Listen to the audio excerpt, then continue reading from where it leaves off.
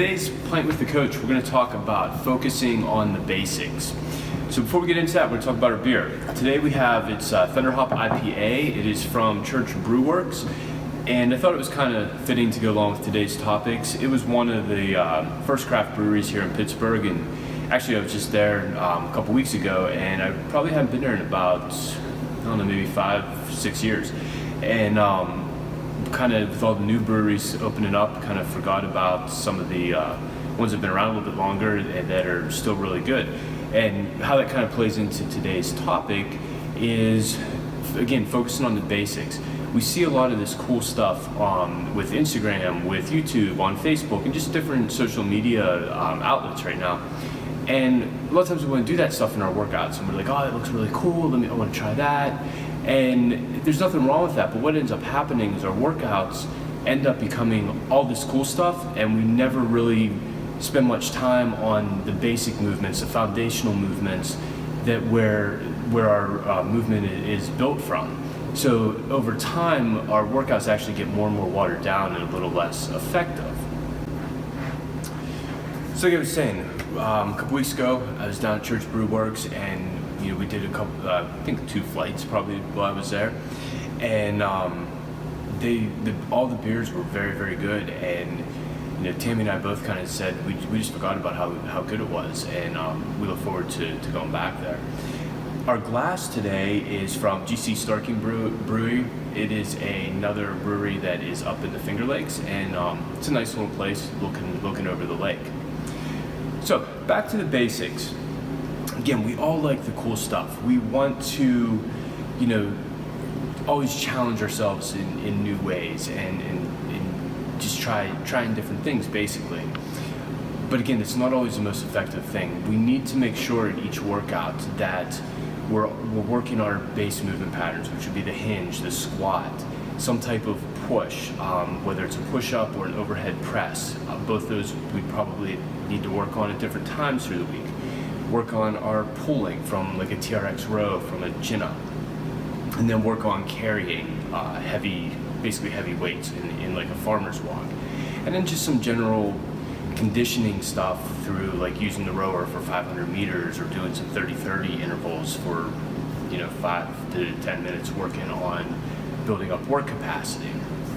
But what happens when we start drifting away from that into the area of cool and challenging is we get away from that, and now instead of doing a heavy kettlebell swing, we're doing figure eights because that looks cooler, or maybe instead of doing heavier front squats or back squats, now we're doing a goblet squat standing on a Bosu ball. And the thing that you have to ask yourself with all of these is, what I'm doing the most effective way to do this. So we're going to use the squat example there. If I'm a skier and I've been training for a while, up on top of that Bosu ball is probably effective for me at certain times, because it's going to give me that balance. It's going to force my legs to adjust to the instability, which is similar to skiing. If I'm not a skier, if I'm a different type of athlete, an everyday person, I probably would be better off working on just going a little bit heavier, but keeping my feet on the ground and getting stronger there. Also, for somebody that doesn't have good movement problems, that is totally the wrong place to put them or to be, because we already have a lot of instability, and we're adding more instability to that, so we can run into some injury issues with that. So kind of the question that you have to ask yourself is, what am I doing? What's my goal? And just because this might feel more challenging because it's new and it looks cool, is it the most effective way to get the end result that I want? Now, don't get me wrong, this doesn't mean that we can never do, fun stuff or try something that we saw somewhere. We can. We just want to make sure that we're not doing that's all we're doing. So we still want to work on mastering the basics. And what are some of those points? If we have our hinge pattern, we want a strong kettlebell swing, we want a strong deadlift. So how do you kind of determine that? It's kind of vague, but I would like to for certain clients to see, if they can get a 48 kilo kettlebell and swing it for 15 reps, that's pretty good. Deadlifting, if we can get, their body weight, 2 times their body weight, that's, again, those are good kind of benchmarks, I guess. And we'll see bigger gains if we can work them more towards hitting those than if we just keep trying to find ways to make something harder at a lower weight. With push-ups, keep working on these just with a basic push-up until we're able to get 25 or more. Same thing with pull-ups and chin-ups. Work at maybe getting 4 or 5 with that, and then with squatting, work until we can squat body weight, maybe 1.5 times body weight there. Also with our core training, this is a place that I see a lot of people, we can get really creative with things and we can do a lot of stuff, but what happens is if we don't ever go back to the basics of a plank, a side plank, a pow-off press, a lot of times those basic movements will get weaker.